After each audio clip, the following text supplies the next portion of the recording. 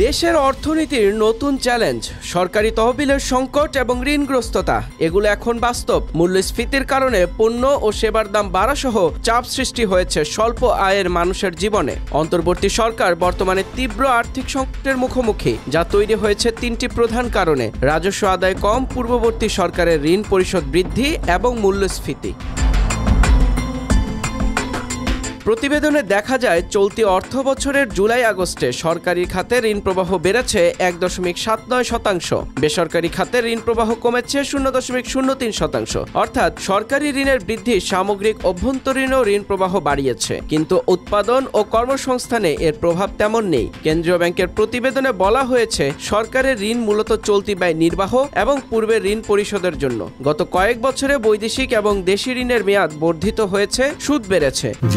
না করলে কে করবে? 28% মিল্ক ফ্যাটের অবাক করার সাথে ফ্রেশ মিল্ক পাউডার। জীবন অবাক করুক প্রতিদিন। এ কারণে সরকারকে নন ব্যাংকিং খাত থেকে উচ্চ সুদে ঋণ নিতে হচ্ছে, যেখানে সুদের হার ১১ থেকে ১২%, যদিও ব্যাংক খাতের সুদ থাকে ৫ থেকে ১০%-এর মধ্যে।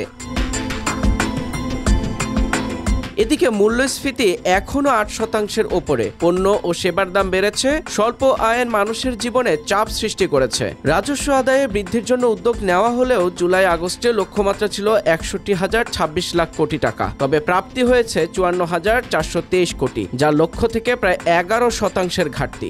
সরকার আন্তর্জাতিক উন্নয়ন সহযোগীর কম সুদের ঋণ এবং নন ব্যাংক খাতের ঋণের ওপর নির্ভর করছে, যা সাময়িকভাবে চলতি ব্যয় মেটাতে সহায়ক। কিন্তু হঠাৎ প্রাকৃতিক দুর্যোগ বা দুর্ঘটনার ক্ষেত্রে ঋণের চাহিদা আরও বাড়বে, যা আর্থিক চাপকে আরও তীব্র করতে পারে।